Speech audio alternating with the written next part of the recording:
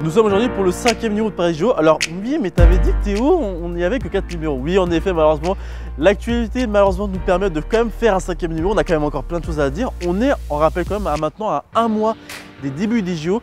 Et en un mois, la question qu'on va se poser dans tout le long de cette vidéo, c'est est-ce qu'on sera prêt pour cet événement qui va toucher l'ensemble de la France et surtout particulièrement Paris? C'est justement ce qu'on va voir aujourd'hui dans ce 5e numéro. Pour savoir et tout comprendre ce jeu olympique, on va encore une fois faire un nouveau pari sur les Jeux Olympiques.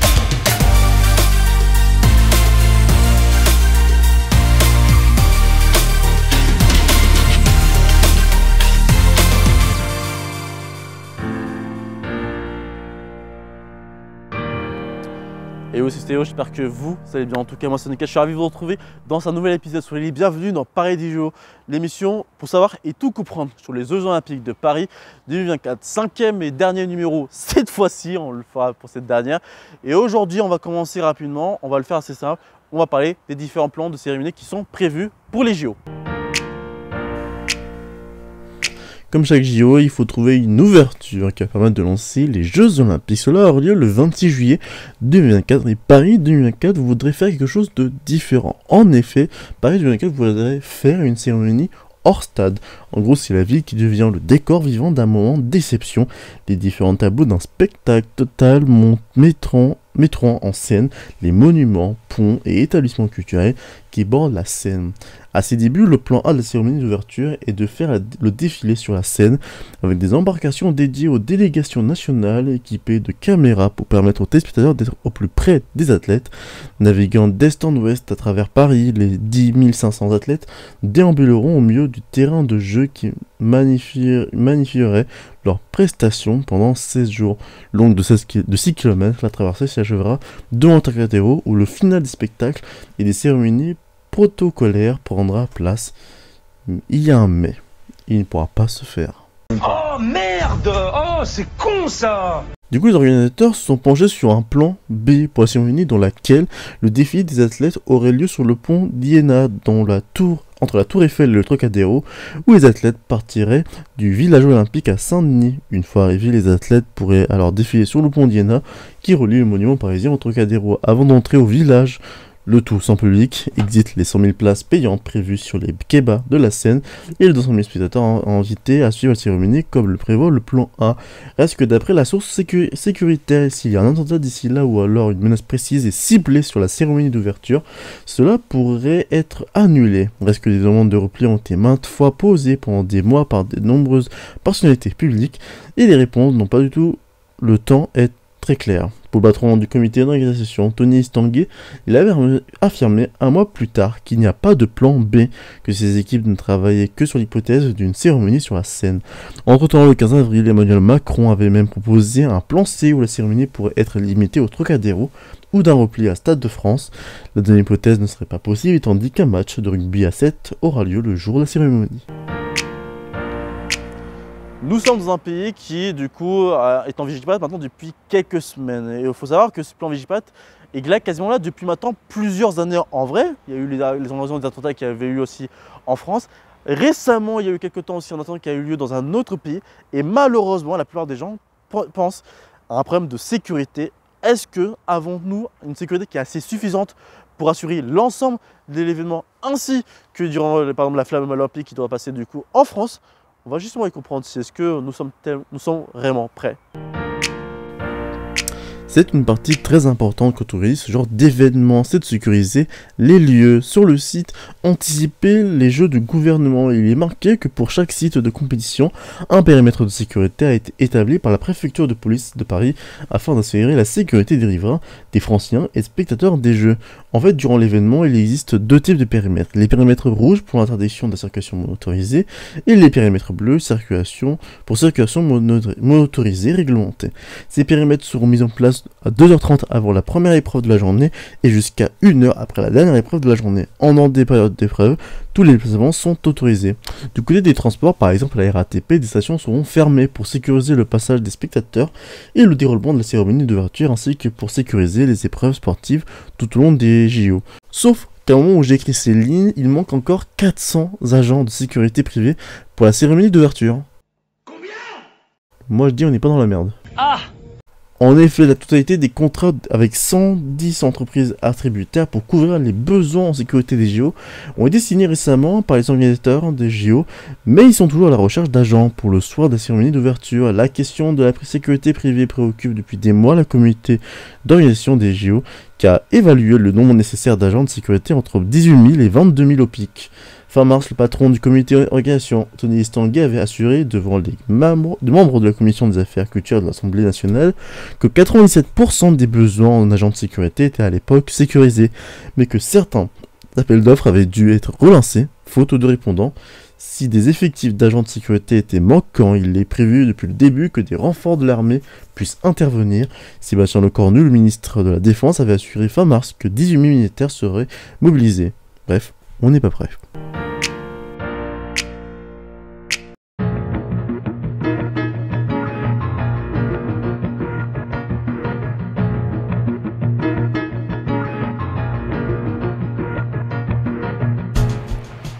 Comme chaque JO, il y a toujours des artistes qui sont présents, par exemple pour faire les chants, ainsi que l'ensemble des activités qui sont prévues. Pourtant, malheureusement, il y a quand même pas mal d'artistes qui ont envoyé des fausses rumeurs, donc des fake news, et on va essayer aujourd'hui de démêler le vrai et du faux par rapport aux artistes qui sont réellement présents, comme par exemple pour le cas d'Aya Nakamura qu'on avait dit par exemple dans les précédents numéros, dans l'épisode 3 sur les polémiques.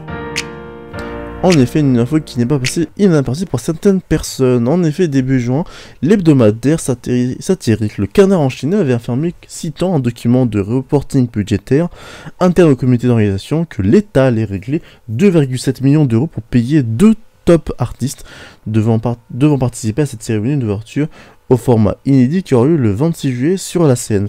Le journal avait précisé que les 2 artistes seraient la chanteuse Céline Dion ainsi que la chanteuse Aya Nakamura, en prenant l'info prise par le président de la République et qu'il s'agissait du choix du COJO.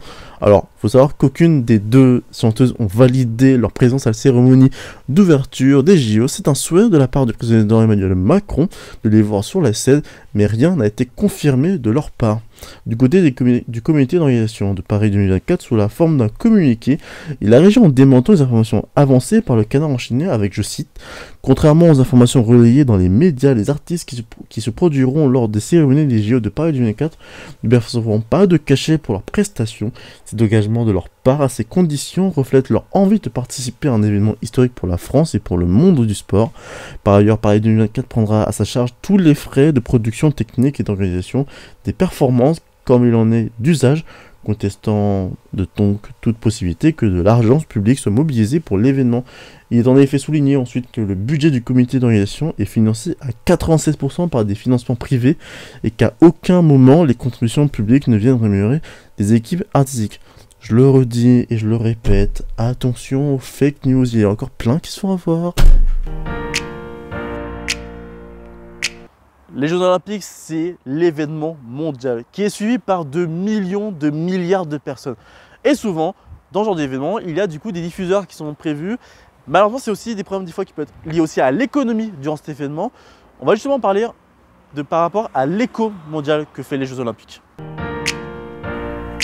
France Télévisions diffusera en clair l'ensemble des JO sur France 2 et France 3 avec un programme dédié durant la période. Sur France 2, les épreuves en direct auront lieu de 9h30 à 23h15. Télématin ouvrira la chaîne tous les jours. Les éditions du 13h et de 20h seront tournées en direct du Trocadéro. L'émission Quel jeu de 23h15 à 1h présentée par Léa Salamé et Laurent Luya pour un résumé de la journée et des rediffusions la nuit jusqu'à 6h. Du côté de France 3 sera priorité au sport collectif de 9h à 20h50. L'ICI 12-13 sera maintenu à 12h30 et l'ICI 19-20 à 19h25. Le vendredi 26 juillet, Laurent Delahousse, Daphné Burki et Alexandre Bouillon commenteront la cérémonie d'ouverture programmée sur la scène, ainsi que la clôture des JO. Mathieu Lartaud remplacera Laurent Delahousse pour accompagner les cérémonies d'ouverture et de clôture des Jeux paralympiques, prévues le 28 août au 8 septembre. Pour la première fois, France Télévisions diffusera aussi l'intégralité 24 heures sur 7 des Jeux paralympiques, ce qui équivaut à 300 heures de direct entre France 2 et France 3, ainsi qu'un total de 10 chaînes en simultané. Par ailleurs, des streamers seront aussi de la partie pour incarner la chaîne numérique de Twitch de France Télévisions, avec à la tête Manon Lanza, Zach Tanier, Rivenzi et l'ancienne joueuse de tennis Alizé Lim. Lors des épreuves des Jeux Olympiques et Paralympiques, un live chat sera proposé aux internautes tout au long de la journée, permettant aux utilisateurs de poser des questions en temps réel et d'interagir en direct avec les présentateurs. Eurosport sera aussi de la partie pour diffuser les jeux sur ses 9 chaînes payantes. De plus, les Jeux Olympiques et Paralympiques pourraient générer entre 6,7 et 11,1 milliards d'euros de retombées économiques entre 2018 et 2034 pour Paris et l'Île-de-France, selon une étude commandée par le Comité international olympique et le Comité d'organisation des Jeux Paris 2024, qui s'était penché sur 3 scénarios différents avec des montants qui varient. Par contre, aucune estimation à l'échelle de la France entière, Paris et sa région en raison d'une très large majorité des sites de compétition ainsi que la plupart des épreuves sportives. Nous sommes en guerre. Alors attention, ça c'était les phrases qu'avait dit Emmanuel Macron lors du Covid-19. Alors non, pas en guerre en France, mais vous savez qu'actuellement, il y a la politique. On vient de l'apprendre depuis le début de ce mois, la problème potentiel d'une cohabitation. En effet, vous le savez, les Européennes, le Rassemblement national a gagné en effet pour les Européennes avec quand même 30%, ce qui est énorme. Macron a en effet prévu une dissuasion de l'Assemblée nationale et malheureusement, on risque d'avoir peut-être un autre parti en cohabitation avec celle de Macron. Le moment de vérité aura lieu le 30 juin et le 7 juillet, mais du coup, quelles conséquences sur l'image de la France suite à un contexte politique? Affaire à suivre. Et voilà, c'est la fin de ce 5e numéro de Paris Géo. J'espère que la vidéo vous aura plu. Merci d'avoir été avec moi pour ce nouveau numéro. Comme d'hab, l'info continue sur focus-lemedia.fr, c'est sur différents comptes réseaux sociaux @focus_le-media. Comme d'hab, si tu as aimé cette vidéo, n'hésite bien sûr à liker la vidéo. Si tu as aimé ce contenu, à t'abonner à la chaîne, ça suivre les autres contenus que nous postons et à partager la vidéo et à activer la cloche de notification. Moi, c'était un plaisir de vous avoir pu retrouver pour ces 5 numéros. Je remercie bien sûr à toutes les équipes qui ont été mobilisées pour cette saison de Paris Géo. Et quant à moi, je vous retrouve très prochainement pour de nouveaux contenus sur Focus. C'était Théo. Ciao tout le monde.